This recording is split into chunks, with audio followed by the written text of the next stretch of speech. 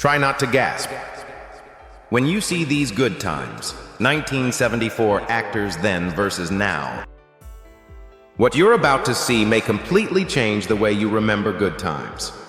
These weren't just actors playing roles. These were real lives shaped by fame, heartbreak, triumph, and battles the cameras never showed. Some rose higher than anyone expected, others faced struggles that would break most people, and a few left us far too soon. Their transformations from the 1970s to today are so dramatic, so unexpected, you might not believe they're the same people. Before we begin this journey through the untold truths behind the cast hit, subscribe to Legends of Black Excellence, where history, legacy, and powerful stories come to life. Esther Rolle. Try not to gasp when you remember Esther Rolle as she first appeared in Good Times in 1974, and then consider everything her life would come to mean. In those years, she stepped into living rooms across America as Florida Evans, a mother whose steady gaze and gentle authority felt more real than most TV moms of the time. Born on November 8, 1920 in Pompano Beach, Florida, she brought decades of lived experience to every line, every sigh, every quiet moment at that tiny kitchen table. Audiences saw a woman who could make them laugh in one breath and swallow hard in the next, because underneath the punchlines there was always truth. That contrast between the humble setting of a housing project and the emotional power she projected made her performance unforgettable. Away from the laugh track, Esther Rolle was even more formidable. She wasn't content to simply recite what was on the page. She pushed back when she felt storylines drifted into stereotypes or cheap laughs. Her insistence on integrity famously led her to walk away from the series for a time, returning only when she believed the heart of the show was restored. Beyond the sitcom, she built a body of work that proved her artistry stretched far past Florida Evans. In 1979, she won a Primetime Emmy for her role in Summer of My German Soldier, a confirmation from the industry of what viewers already knew: this was a serious, commanding actress, not just a familiar face from a weekly comedy. Looking at her then versus now isn't about wrinkles or wardrobes. It's about legacy. Esther Rolle passed away on November 17, 1998 in California, but her influence continues to echo through modern television. Many of today's viewers stream Good Times and are struck by how contemporary her performance still feels, how her quiet strength, moral clarity, and emotional honesty haven't aged at all. Those who grew up watching her now see her with new eyes, understanding how rare it was in the 1970s to see a black woman portrayed with such depth and respect. That realization alone can catch you off guard. Try not to gasp, because the more time passes, the clearer it becomes just how extraordinary Esther Rolle truly was. John Amos. In 1974, John Amos stepped into American living rooms as James Evans Sr. on Good Times, and almost overnight he became one of television's most memorable fathers. Born December 27, 1939 in Newark, New Jersey, he brought a grounded intensity to the role of a working-class dad trying to hold his family together in a Chicago housing project. His James Evans wasn't a sitcom caricature. He was stern-loving, often exhausted, but never broken, and that authenticity resonated deeply with viewers. Over 3 seasons, his performance helped define the emotional core of Good Times, giving the series a weight and credibility that set it apart from other comedies of its era. Behind the scenes, Amos was just as uncompromising as the character he played. He openly challenged the show's writers and producers when he felt the humor slipped into stereotype, especially in the way black families and his on-screen son JJ were portrayed. Those clashes ultimately led to his dismissal at the end of the 3rd season in 1976, and the character of James Evans was written off the show. What could have been a career-ending moment instead became a turning point. In 1977, he delivered a searing performance as the adult Kunta Kinte in the landmark miniseries Roots, earning a Primetime Emmy nomination and cementing his status as a serious dramatic actor. He went on to appear in films like Coming to America and Die Hard 2, and on television in The West Wing and many other series, steadily building a body of work that stretched far beyond the projects. The then versus now picture of John Amos in his later years adds another layer of meaning to his legacy. Long after Good Times, he kept working, even appearing in Suits LA in what would become his final on-screen role, honored by the show's creator as an icon whose presence elevated everyone around him. Amos died of congestive heart failure on August 21, 2024 in Inglewood, California, at the age of 84. News of his passing became public several weeks later. With his death, he was noted as the last surviving main cast member of the Mary Tyler Moore Show, bringing a quiet close to another chapter of television history. From a tough, loving father in a small apartment to a trailblazing figure whose choices changed what was possible for black actors on TV, the arc of John Amos's life shows just how far one performance and one man's principles can reach across time. Jimmy Walker. In the mid-1970s, Jimmy Walker burst onto American television with an energy that felt impossible to contain.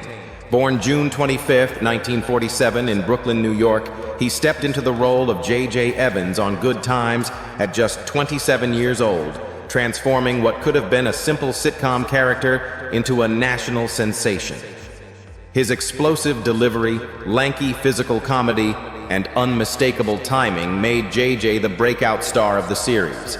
And once he shouted "Dynamite" on screen, the phrase rocketed across the country, turning into one of the most recognizable catchphrases of the decade. Walker wasn't just popular. He became a cultural phenomenon, the spark plug who electrified every scene he entered. But the path behind the laughter wasn't nearly as lighthearted. Walker's rise was so fast and so bright that it created unexpected tension. Some cast members felt his growing spotlight shifted the tone of the show away from the serious themes that originally defined it. Critics debated whether JJ's over-the-top persona helped the series or pulled it off balance. Through it all, Walker kept working with the same relentless drive that had carried him from stand-up stages to primetime television. Even when the sitcom era waned, he stayed on the road touring comedy clubs across the country, reminding audiences that beneath the catchphrase was a seasoned performer who had spent years mastering the rhythm of a good joke. His later screen roles in projects like Airplane and Scrubs showed that he could still steal a laugh with just a look or a perfectly timed line. Looking at Jimmy Walker today reveals a man who never stopped doing what he loved. Now in his 70s, he continues performing stand-up, bringing his signature wit to intimate theaters filled with fans who grew up watching him in their living rooms. He has never married, often saying he preferred independence over tradition, and he carved out a life built entirely on his own terms. The young performer who once dazzled America with boundless energy has become a veteran entertainer whose impact on television comedy is impossible to deny. Decades have passed since the height of Good Times, yet Jimmy Walker remains a symbol of a moment when one actor's charisma lit up the screen and left a mark that still echoes across generations. Jeanette Dubois. Jeanette Dubois first stepped into the world of Good Times with a presence so vibrant that she instantly reshaped the rhythm of the show. Born August 5, 1932 in Philadelphia, she portrayed Willona Woods, the quick-witted, stylish, and endlessly charismatic neighbor whose entrances alone could lift an entire scene.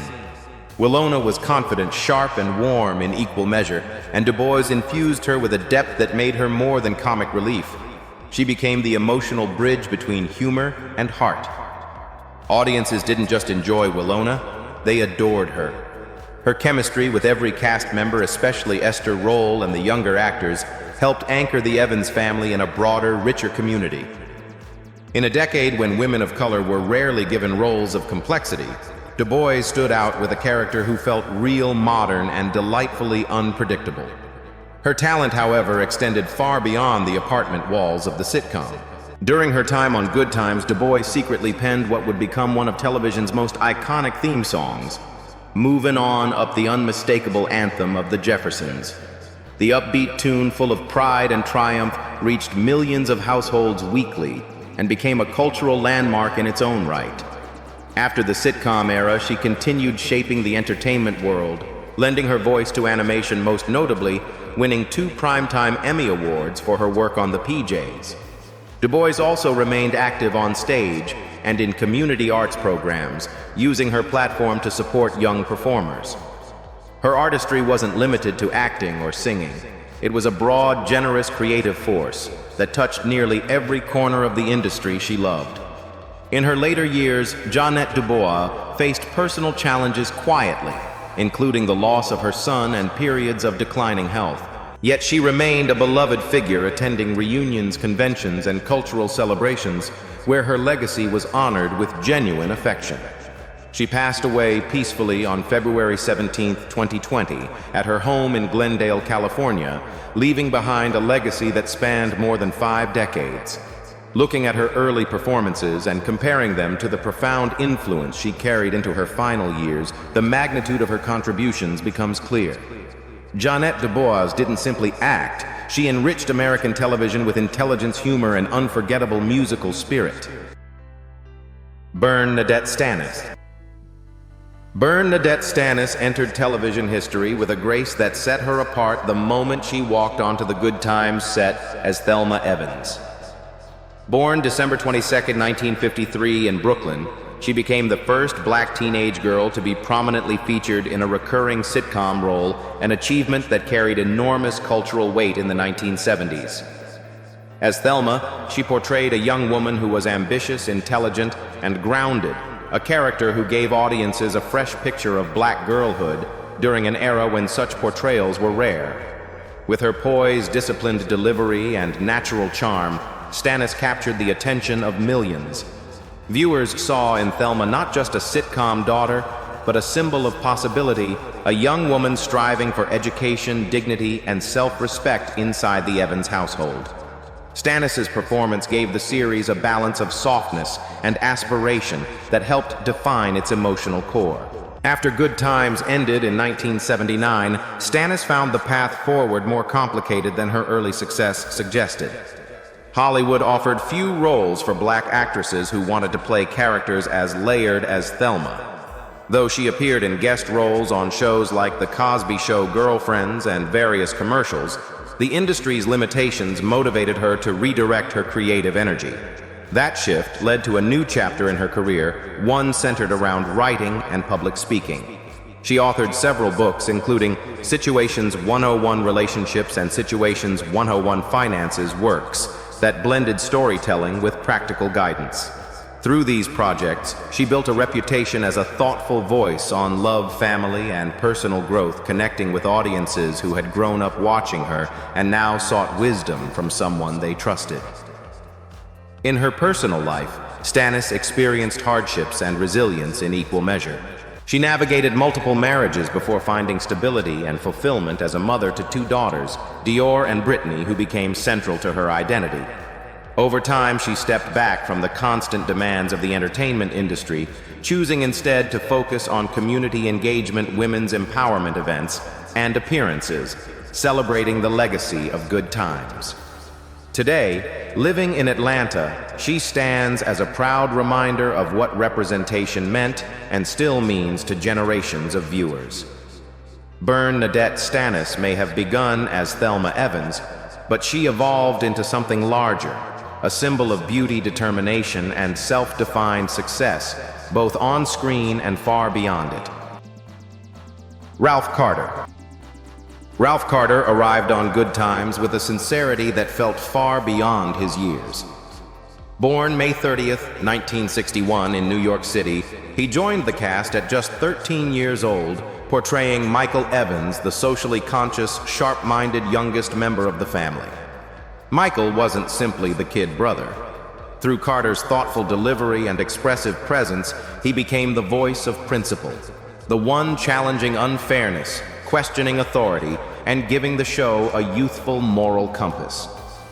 In an era when few sitcoms allowed children to express complex ideas, Carter embodied a young activist whose intelligence helped distinguish Good Times from its peers. His character's earnestness balanced the humor and heartache of the Evans household, and his performances made him one of the most admired child actors of the decade.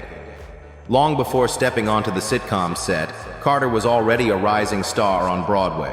In 1973, he won both the Drama Desk Award and the Theatre World Award for his role in Raisin, earning a Tony nomination at an age when most children were still learning their lines in school plays. That early stage training gave him a maturity that radiated through the camera lens. After the success of Good Times, he tried to expand his artistic reach with the 1976 album Young and in Love, and appearances on Soul Train. But like many young performers, he quickly discovered the challenges of transitioning from child star to adult actor. As the industry's attention shifted elsewhere, Carter made the difficult choice to step back from the Hollywood spotlight and return to the stability of theater and music, the places where his talent had first taken root. In the years that followed, Carter redefined what success meant on his own terms. He married River York in 1994, built a family with 5 children, and embraced a quieter, steadier life, far from the pressures of fame. He continued to perform occasionally in intimate stage productions around New York, singing for devoted fans who still cherished his role as Michael Evans. Today, Ralph Carter stands as one of the most enduring reminders of Good Times' influence, a performer whose early brilliance left an imprint that never faded. His life reflects not the story of a lost child star, but of an artist who chose peace, purpose, and authenticity long after the cameras stopped rolling. Janet Jackson. Janet Jackson entered Good Times at just 11 years old, yet her presence was so powerful that it reshaped the emotional texture of the series almost instantly. Born May 16, 1966 in Gary, Indiana, she joined the cast in season 5 as Penny Gordon Woods, a soft-spoken girl carrying the trauma of an abusive home. Through her gentle expressions and heartbreaking vulnerability, she brought a level of dramatic depth rarely seen in sitcoms at the time, especially from a child actor. Penny's storyline, centered around neglect, fear, and eventual safety within the Evans family, became one of the most memorable arcs of the series. Jackson's natural ability to convey fear, hope, and tenderness made viewers connect to her deeply, laying the groundwork for a talent that would soon stretch far beyond the sitcom world. While Good Times introduced her to television audiences, it was music that launched Janet Jackson into global superstardom. Throughout the 1980s and 1990s, she released a run of groundbreaking albums: Control, 1986, Rhythm Nation, 1814, 1989, Janet, 1993, and The Velvet Rope, 1997, each one redefining pop, R&B, and socially conscious dance music. Her choreography set new industry standards. Her visuals became cultural touchstones, and her voice, soft yet commanding, became one of the most distinctive of her generation. Over her career, she has sold more than 100 million records worldwide, earned 5 Grammy Awards, and built a legacy as one of the most influential entertainers in modern music. What began as a quiet, wounded Penny on a sitcom evolved into a global icon who inspired countless artists and changed the sound and image of pop for decades. Her personal journey, however, has not been without hardship. From early struggles for autonomy within the Jackson family, to public scrutiny over her relationships and the fallout from the 2004 Super Bowl incident, Jackson has endured intense pressure while rebuilding her image time and again. The loss of her brother Michael in 2009 brought deep grief, yet she returned with renewed purpose through music tours and advocacy. Today, living with her son in Las Vegas, she continues to perform for multi-generational audiences, reminding fans of the resilience that has defined her life. Looking at Janet Jackson then versus now reveals one of the most remarkable evolutions in entertainment, beginning with a fragile fictional child who found safety in a TV family and transforming into a woman whose artistry, strength, and cultural impact span nearly 5 decades. Johnny Brown. Johnny Brown was born on June 11, 1937, in St. Petersburg, Florida, and grew up in Harlem, where his love for performing took root early. Before anyone knew him as Nathan Bookman, he was singing in clubs, doing stand-up, and honing a style built on quick wit and a warm, easy smile. He worked the nightclub circuit, opened for major acts, and eventually landed regular spots on television variety shows, including Rowan and Martin's Laugh In. By the time Good Times came along in the mid-1970s, Johnny was already a seasoned entertainer who knew how to light up a room with nothing more than a look, a gesture, or a perfectly timed line. On Good Times, he brought Nathan Bookman, the pudgy, oft-teased building superintendent, to life in a way no one else could. What might have been a throwaway comic relief role turned into one of the show's most memorable characters. As Bookman, Johnny balanced exasperation and kindness, always catching grief from JJ and the kids, yet somehow remaining part of the extended family that made the housing project feel real. His expressive face, shuffling walks, and playful comebacks gave the series a different kind of humor. Physical, lovable, and grounded in humanity. For many viewers, especially those who watched the show first run in the 70s, Bookman is forever linked to the feeling of sitting down in front of the TV and knowing you were in for a good half hour. Away from the cameras, Johnny Brown built a long, steady career and a stable home life. He was married for decades to his wife June, and they raised children together, including daughter Sharon Brown, who followed him into acting. After Good Times, he continued to appear on television in guest roles and returned often to music and comedy, the crafts that started it all. Johnny Brown passed away on March 2, 2022, at the age of 84. For fans who grew up with Good Times, his legacy isn't just a list of credits. It's the memory of a man who made them laugh out loud week after week with a character who felt like someone they might actually run into in their own building. Ben Powers. Ben Powers entered the world of Good Times with a quiet charm that immediately stood out. Born on July 5, 1950 in Brooklyn, New York, he joined the series in its final season as Keith Anderson, the handsome, hard-working NFL player who fell in love with Thelma Evans.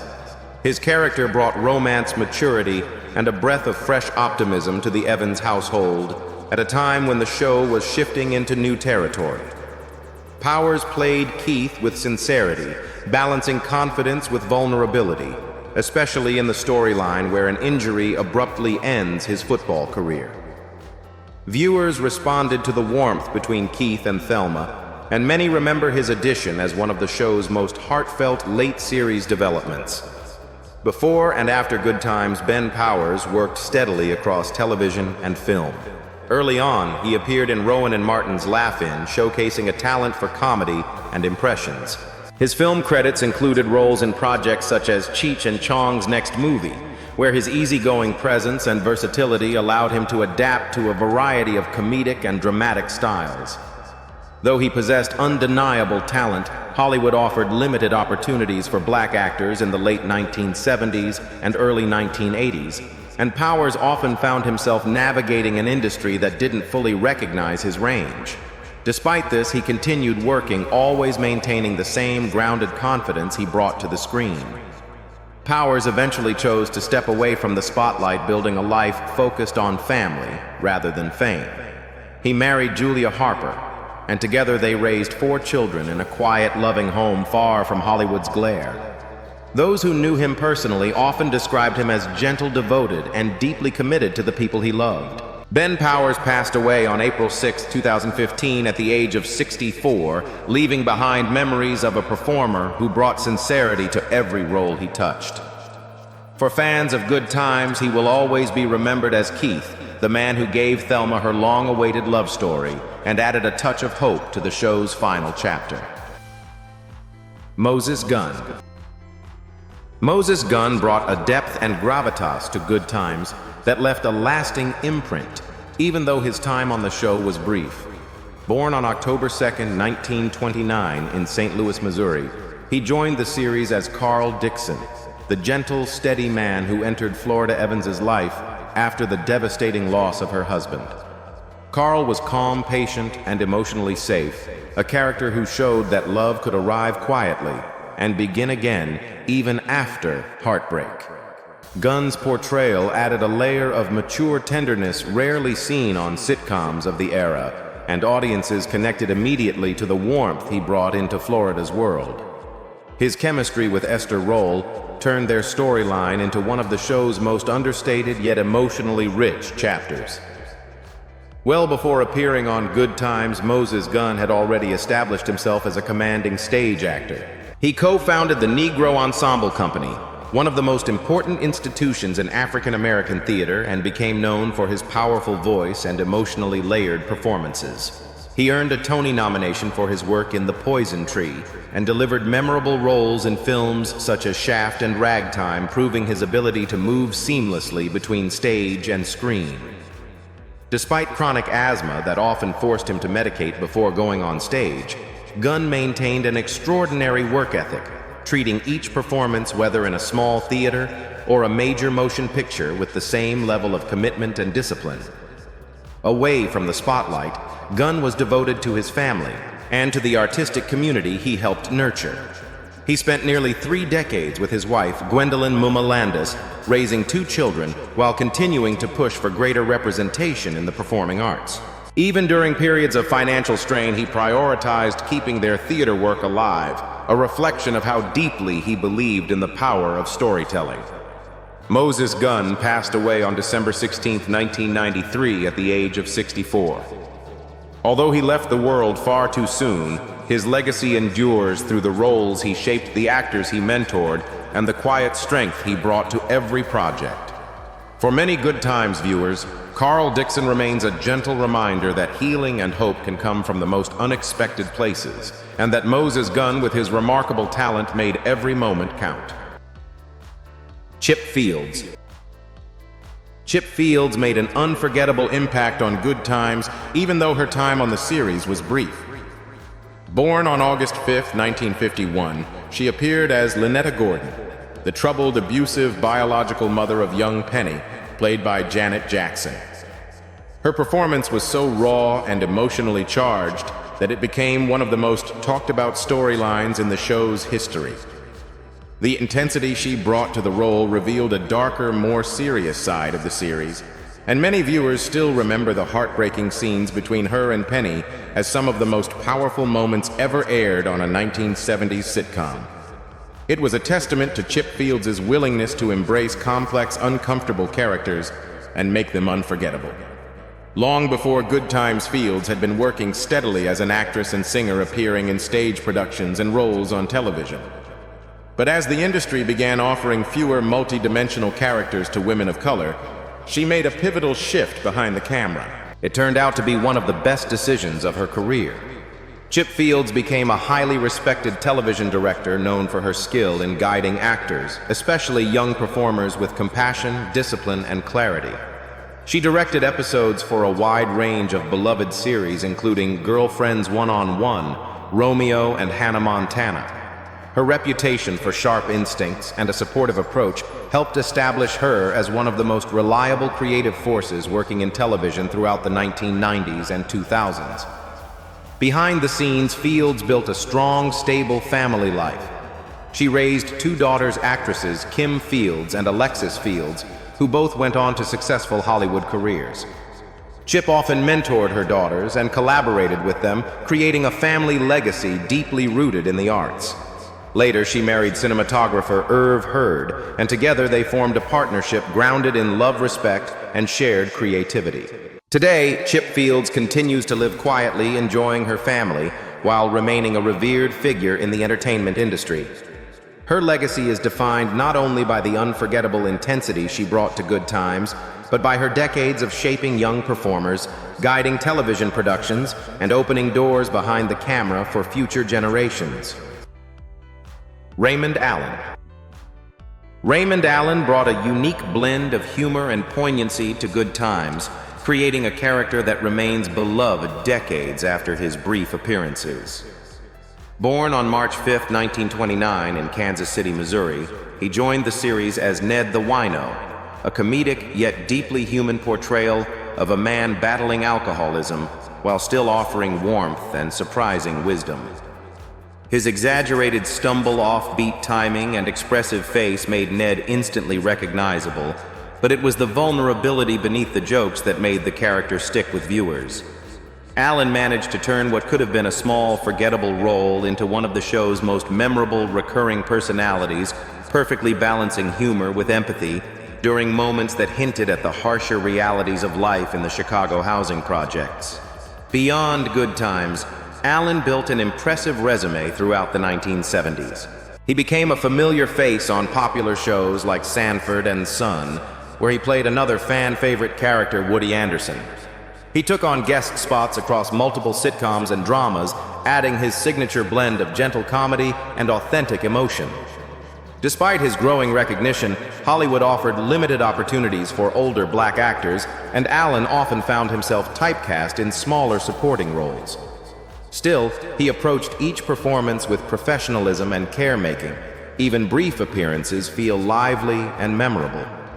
Fans appreciated the heart he brought to every character, and his work became a testament to how powerful even short moments on screen can be when portrayed with sincerity.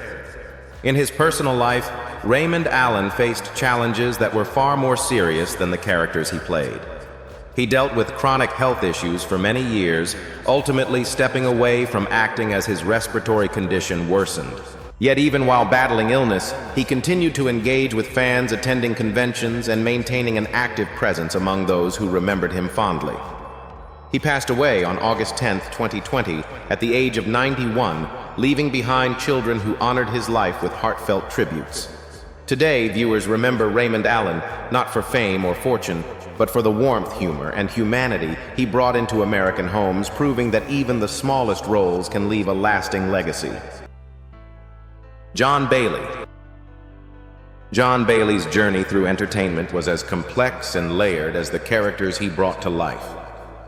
Born on June 4, 1947 in Cleveland, Ohio, he made his mark on Good Times as Cletus Florida Evans's lighthearted and cheerful nephew.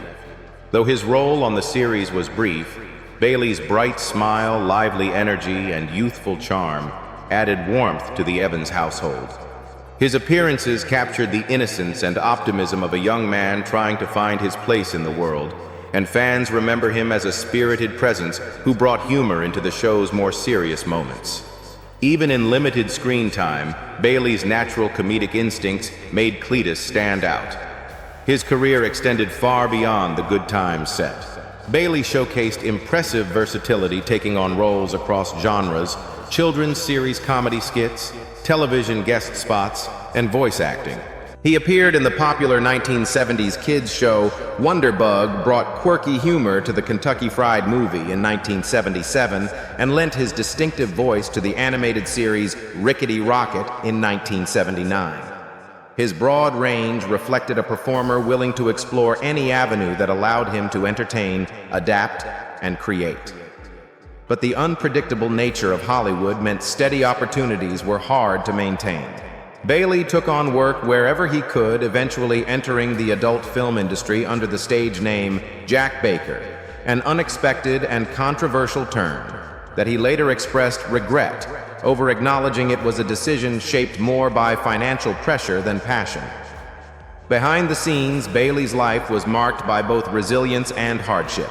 In his 40s, he was diagnosed with bladder cancer, a battle he faced quietly while continuing to work on small projects, including independent documentaries.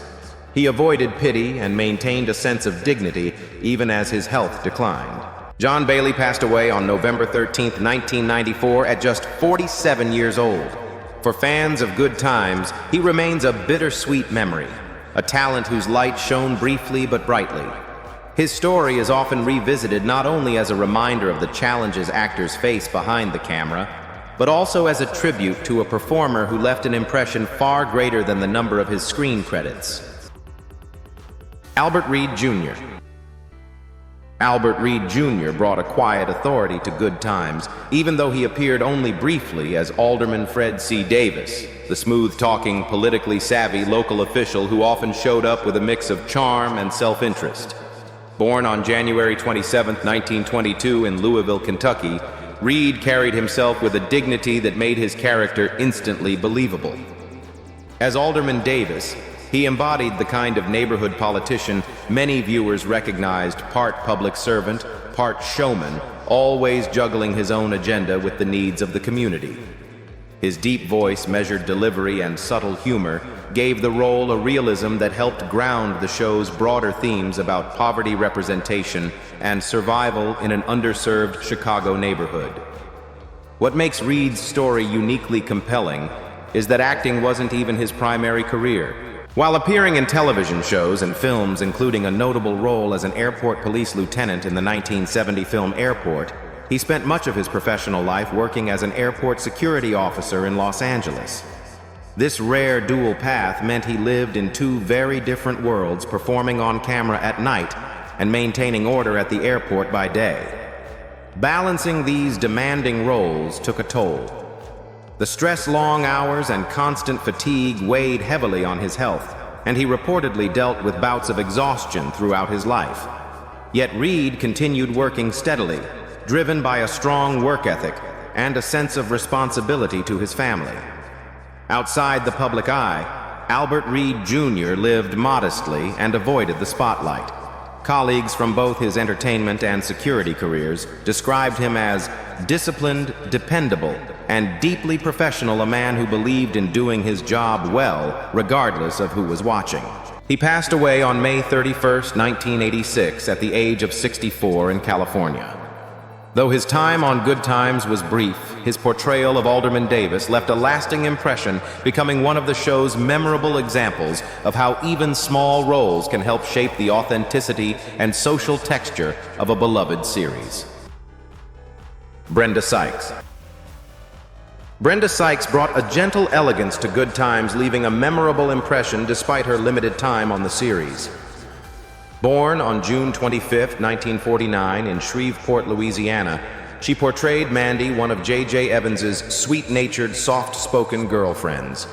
With her expressive eyes and natural warmth, Sykes gave Mandy a charm that fit perfectly into the world of the Evans family. She carried herself with a calm confidence that made her stand out on screen, offering a softer, more romantic touch to J.J.'s otherwise wild comedic presence. Though her appearances were brief, audiences remembered her for her poise and the sense of sincerity she brought to each moment. Before stepping onto the Good Times set, Brenda Sykes had already begun building a strong reputation in Hollywood. She rose to prominence with her performance alongside Jim Brown in the action film Black Gun, 1972, where her beauty and talent caught the attention of both viewers and casting directors. Throughout the 1970s, she appeared in a variety of television series and films, taking on roles that showcased her versatility, from dramas to crime shows to lighthearted appearances. Yet, like many black actresses of that era, she faced an industry that offered limited opportunities and often confined women of color to narrow or stereotypical roles.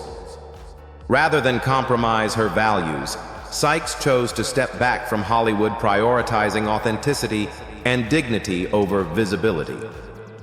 Her personal life carried both joy and profound difficulty. In 1978, she married musician and poet Gil Scott-Heron, a relationship filled with both passion and struggle as he battled addiction. They had one daughter, Gia, who later became a poet herself, and a great source of strength for Sykes. After their divorce, Brenda remarried and moved toward a quieter, more peaceful life, away from the pressures of fame. In recent years, she has made occasional appearances at film events honoring black cinema, reminding longtime fans of the beauty and talent she brought to screens during her prime. Today, Brenda Sykes is celebrated not only as a captivating actress from the 1970s, but also as a woman who carved her own path with grace, courage, and quiet resilience. Across every chapter of Good Times, each actor, from Esther Rolls' unwavering strength to Jimmy Walker's explosive humor and Janet Jackson's early brilliance, left a mark that still echoes through American culture.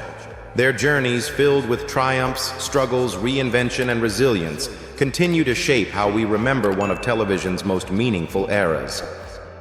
As we honor their legacy here on Legends of Black Excellence, one question remains which cast members' then versus now story sparks the deepest reaction in you. And why do you think their impact still inspires debate today?